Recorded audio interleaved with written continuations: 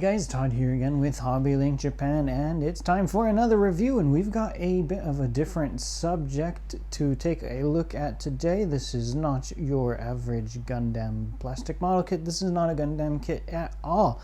This is actually from a new maker out of China called Xinshi Hobby, I do believe is the name of the company. The first kit of theirs I think they have ever released, definitely the first kit of theirs that I have ever put together. So just like you would expect for a Gundam kit, this is going to be a kit where pretty much the majority of all the parts are going to be molded in different colored pieces of plastic, and it did feature a snapped together construction. However, since it is not Bandai Hobby, there were a few spots here and there where I did have to apply glue in order to get the parts to be able to hold together.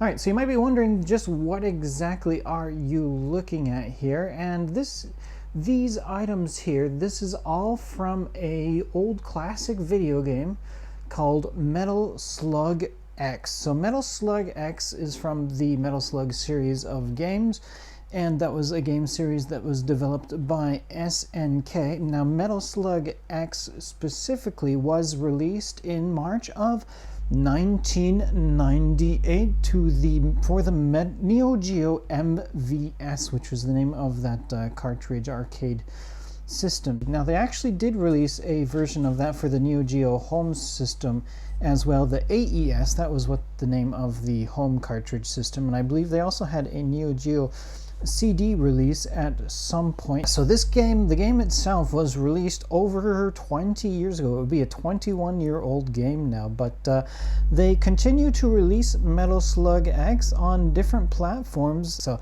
there are still very many ways out there for you guys to play this game if you were kind of curious. Just looking at the box art, a lot of these vehicles draw their inspiration from the Second World War. So you got some rather German Panzer inspired looking tanks going on. You've got some World War II US inspired tanks, and a lot of those cool designs from that era. But it's not only limited to like World War II style tanks and whatnot, because as you can see there by kit number 2 in the center of the top, we have a version of the Harrier jet. So definitely the Harrier jet was not something that was around back in the Second World War. So yeah, let's take a look at all of these kits. So this set here, this set from Xinshi Hobby, it comes packaged in a box that contains one large box that contains these 6 individual small boxes here. Let me pick one up so you can actually get a better size, maybe just how large these boxes are. You can take a look at the sides, and it does have this kind of nice artwork here from the game, and actually it shows off the game pixel art for each of these vehicles from the game there. So that's kind of quite cool, and it gives you a good idea of maybe just exactly how you should paint these kits as well if you would like. So that's kind of cool there, and then you got the barcode and other information. So this is Xinshi Hobby, is of course a maker out of China, so all the information here is just written in Chinese. So none of these kits are produced to a scale, no scale at all for these guys. I guess you could call them box scale if you would like, but they are quite small kits. And you might be wondering, because we've got 6 boxes here in the back, however in the front there are a total of 7 vehicles. So you might be wondering just what the heck is going on. 6 boxes. This kit, or that main box, only comes with 6 boxes, but yet there are 7 kits here. So yeah, this kit here on the right, that tank, or the space tank, looks like a safari hat on top of a tank track there. That is actually kind of like a bonus kit which is included in this series. Each one of these 6 kit boxes includes some parts that you will need in order to put together the space tanks. So to talk about that, actually, let's go ahead and grab the instruction manual. Now I can also show off what instruction manual you get with these kits. So each kit comes with a different instruction manual. You'll be able to tell which kit you're building there by the number on the front And it's just a simple one-page deal here. It's folded up into quarters, but it unfolds into just a single A4 sized piece of paper there. And it is nice that this instruction is in full color. So here you got the instructions for the kit on the back of it there. Everything is in Chinese. Now, the constructions it was rather simple to put together. If you've ever built a Gundam kit before, you will have zero problems at all putting these guys together. They go together rather quickly. I built all 6 kits over a period of 2 nights. I built 3 one night, and I built 3 the other night, plus the bonus kit. And yeah, gosh, really did not take long at all. You maybe only spend at max 15-30 minutes per kit. There's just not much to them. Here we can see the part layout for this first one here, the actual Metal Slug. So you get the tracks on one runner, you get the body pieces, you get other pieces that attach to the tank. It shows off the decals, and we'll talk about the decals in a bit there, and it shows a figure. So that's another thing. Speaking about the figures, each kit does include its own little figure, which is quite cool. We'll take a look at those guys more closely in a bit. So the reason I wanted to grab this manual here and show this off is that each one of these manuals has this kind of same page, and it shows off the instructions for how to build the space tank there. So it shows, so kit 1, the Metal Slug, included the hat, and then the Slug Flyer is going to include these pieces, so you can tell which of these boxes is going to include which piece for this kit. And it shows the Land Seeker box number 6 is the one that also includes the figure there. The Donald Morden is his name. So yeah, parts from each of these boxes are included to build that space tank there at the end. And we get a nice color picture here of the Metal Slug, should you decide to go ahead and paint it, maybe put up the decals as well. And we also have a color chart here, so you know just exactly what colors you will need to paint this if you want to paint this on your own. So there you have it for the instruction sheet. So let's go ahead and name off each of these 6 kits minus that space flyer here that come included with this set. So kit number 1 is going to be your Metal Slug. Kit number 2 is going to be the Slug Flyer. Kit number 3 is just the shoe. And then kit number 4 down there is called Melty Honey. And number 5, we've got the NOP-03 Sarubia. So he's got a really tall looking gun. That's kind of quite cool. And then number 6 was the Land Seek. It's just a truck looking thing. So that's going to be the name of these 6 kits that we are going to take a look at here. Now, before I move on to actually looking at these kits more closely individually, I did want to take a second here because we saw those decals there in that instruction manual. So let's take a look at what we're looking at here for the decals for this kit. Now these kits actually include an option. You have an option of using the actual water slide decals here, and it comes with some markings there. Maybe it's not going to want to focus. We can get it to focus there. There you go. So rather basic looking decals or decals. And then we also have a sticker sheet included with these kits. So if you don't want to put on the water slide decals, then you can use these stickers. However, I kind of ran into an option with an issue with some of these stickers. Not this Metal Slug. These 2 right here that I am holding. These are going to be the stickers and decals for box number 1, the Metal Slug. You'll notice I didn't put these on. I thought it looked fine without them. And actually, when I first touched this sticker sheet, I kind of actually, just because of the texture of it, for some reason I thought they were dry transfer decals. So I thought these were dry transfers, the one that you have to put lay on top of the kit and then just kind of like you're gonna rub the decal on. Just it felt like that to me, so I actually didn't realize originally that these were actually stickers. I thought it was dry transfers, but no, they are actually stickers, and you are able to just easily peel them off and apply them onto the kits should you decide to do so. Let's go ahead and actually, why don't I talk about these figures first? Let's mention the figure. I only really need to look closely at one of these guys, I think, and then you can kind of see on the background there the rest of them. They all have their unique looking style going on. So these figures, actually, you do have to assemble them yourself. Let's see if I can pop off. I think this guy might have just actually been the backpack. They actually are, and it's kind of hard to see that nub mark, but yeah, these guys are on just like a little tiny runner there. Actually, for these, all 6 of these kits, I took unboxing pictures. So if you're more curious about what these kits look like in the brand new form sitting on the runners, be sure to check out the unboxing blog for these kits on the hobbylink.tv webpage there. We should have an unboxing up if you're curious to see what these kits look like straight out of the box. But yeah, the figure, there were some parts that you do have to cut off of the runners, and the material that they use for these figures is quite interesting, I do have to say. It does not feel like any other kind of plastic that I have assembled before for a model kit. It's more kind of feels more similar to rubber, but it's not like a soft type of rubber. It's kind of like a hard type. It's just a bit odd to me. I don't know exactly how to describe this thing.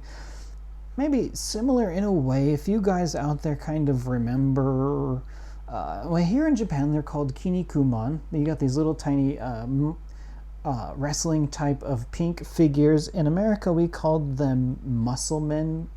Well, there's a dot between each of the letters for the muscle, and they used to come in these little plastic garbage cans. I remember as a kid, and I loved collecting those things. I actually, of course, when you're a kid, I had no idea that those things were actually something that came from Japan. So it was fun to discover that, and I've bought a few more of them now that I am over here. So I have a few muscle men at home, but it kind of reminds me, it's similar kind of in a way to those muscle men figures a bit, but they are model kits and you do kind of have to assemble them here. I think this guy has an arm that can pop off. So, but yeah, they're rather simple kits that you can assemble there, and they look quite cool, I have to say. The details are pretty nice on these figures. If you are into figure painting, which is a rather large hobby for people out there that like to do the that kind of the Warhammer type stuff and that kind of board game stuff, people out there really love painting the figures. So if you're into that kind of hobby as well, these would be great figures for you to also give a crack at painting. So yeah, you get a total of 7 figures with this box set there, and I've got the other guy sitting inside of his vehicle itself. All right, so let's actually go ahead and take a closer look at each of the individual vehicles, and we'll start off here with the SV001/2 Metal Slug. So this, of course, is the iconic vehicle. This is the namesake vehicle from the game series itself. It is the Metal Slug. So I believe in the game, when you were playing it initially, you just start off as the guy just doing his running around and doing his shooting thing, and then more towards the end of a level you can eventually you can start to control the tank, which is rather fun. Then you get to, instead of just being a guy running around, you're inside of a tank shooting stuff, and of course it's more fun to always be inside of a tank. Yeah, this thing looks rather cool. It's a really kind of small kit. I still have the Zeta Gundam here, so we can get a size comparison of this Metal Slug here next to the HG Zeta Gundam, so you can kind of tell just exactly how large the thing is. Really not that large, but it still looks quite cool, I do have to say. And the detail is pretty nice. We got those vents there going on. We've got these Gatling guns here, and this does rotate, so if you want to kind of rotate it into a different angle, although I think it's probably best just kind of pointed off towards the back there. We've got the antennas on the top of this thing. We've got those spotlights. You've got a little bit of the inside of the main gun there. It looks rather cool, I have to say. This is a nifty looking model kit once you've got it all nicely assembled together, and it would probably look a bit more better with the markings actually applied onto the vehicle, but Alright, so let's go ahead next and take a look at the Slug Flyer. So this is the Harrier style of jump jet vehicle here, and it does have a rather large clear piece here for the cockpit. However, there is no figure that is going to be sitting on the inside. It is just one empty cockpit there with a very basic interior and front console. And you got two Gatling guns here on the front of the nose on each side, and no real Harrier actually has those type of guns on the front of it. It would be rather cool to see actually if it did have it, but yeah, so this is from a video game, so they have their own they have a freedom to be creative and add extra weapons and whatnot to these kits. So this thing is also rather tiny, and it does look quite cool, I have to say. So that's pretty much it. Now, there's really no articulation to talk about with any of these kits. They're just kind of fixed pose type of kits. Next up, now this one was really cool, I thought, because I like the big tank type of look. So this is Shu. So the Shu kit here has a rather German look to it, although no German tanks really, I think, had these kind of plows in the front, but this would be great for plowing into enemy combatants there if there's ever the case for that. So not only does this kit have the main turret here, which can actually rotate, so this is about it for articulation on all of these kits here, I think, is just this main turret being able to rotate on the Shu kit. And also this kit here has a rocket launcher on the back with a single rocket loaded and ready to launch, and that definitely looks cool. We got two exhaust pipes hanging out the back of the tank there, and we've got these miniature cannons here actually on the front. Whoops, cannon down. So these ones can actually rotate around too, so that's kind of cool. They can be firing it at enemy combatants on the side if you want. Let me grab that missing cannon.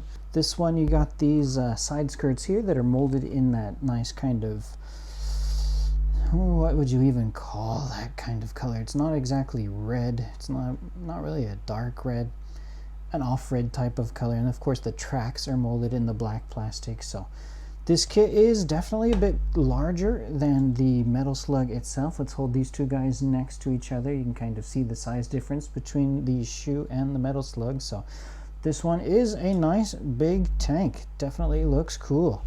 And moving on, next we've got the Melty Honey. So Melty Honey here, this is kind of a mobile artillery piece. We've got the open type of not really a cockpit, but the open type style here inside, and you can see there is the gun breech there where you're going to be loading in not really gonna say bullets, but the artillery pieces there. So that's kind of quite cool to see. Actually, this is, come to think of it, I remember now, this is actually one of the places where I had to apply glue on these kits. For some reason I could not get these things to just sit properly inside of that box there, so I did take a bit of glue just so that those pieces wouldn't fall out on me. And this kit also has this nice spiky kind of shield there in the front of it. That definitely is quite awesome looking. This kit is actually, it's one of the smaller kits too, so something quite interesting. Moving on, next we've got the one that I talked about briefly, the NOP-03 Sarubia. And the Sarubia is a rather interesting tank design in that it's so tall. I think actually the Russians in the Second World War kind of had some rather odd looking tall tanks at one point, so maybe it's kind of reminiscent of those Russian tanks if my memory is correct. But yeah, I did actually apply the stickers for this kit here. So that cross there in the center, that was a sticker, as well as this red band around the sides of it, because this tank was so tall, I felt it looked a bit naked without that there. So definitely I applied these stickers on here just to give it a little bit extra color go. And it does look quite nice, I do have to say. I love the rivets. Of course, they're not really realistic in any kind of in any sense, but these are based on video games and all. You'll never have rivets that large, but it looks kind of cool, I have to say. So then moving on to box number 6, and for me personally, this was kind of the least interesting of the 6 vehicles that I assembled here. So this was the Landseek, and for the Landseek, you just kind of get a rather basic looking half-track truck here. So you got the tracks in the back as well as regular truck wheels in the front of it there. Though there is, it might be hard to see, this truck actually does have a little tiny steering wheel on the inside. Maybe I can pull off this cover. I think this is a truck that if you would like, you can also display it without that top on the cab there if you want to kind of show off the interior better, especially if you're someone that would like to go ahead and paint this vehicle, then maybe you would like to do that. We got a shovel on the side of this, a nice big open bed where you can put the figure, because this figure that comes included with this kit, he doesn't want to stand on his own. Well, I can't really blame him though, because he's holding on to such a large bazooka there. It just makes him so top heavy compared to his little tiny feet on the bottom. So he's gonna just flop over, and I'll just leave him like that. So yeah, the Landseek there, not very terribly too exciting, but still it's a rather cool looking vehicle. And last but not least, the space tank thing here. So the one that you get parts included with each of the different boxes to be able to go ahead and put this thing together, and his little figure guy here. Hello, he's saying. And this kit actually has a door that can open and close on the top of it, so that's kind of cool. I think it was the only one of the kits here that had a flap that can open and close, but on the inside you can see, there is nothing included. It's just a rather empty space, but that's really all you need. You just need a platform for your figure to stand up out the top of it. We've got a white crosshair in the front. Now I think also box 6, I want to say, was the one that included the stickers for this one, or the decals if you wanted to put those on. So there is that, and then we can kind of see the underside of this thing. So he's got the tracks here, and this track system is rather Sherman looking, I think. MVSS, I think they called it back in the day for this style of track system. So that's rather cool looking, some rather nice detail, I have to say. Alright, so that is going to pretty much be it for a look at this Metal Slug X kit set from Xinshi Hobby. It was a bit of a surprise to see this one come out. Usually manufacturers don't want to go back and try to get licensing rights for this type of old games, but they actually did it, and they have the rights to sell these model kits. So good on them for doing that and bringing these kits to us.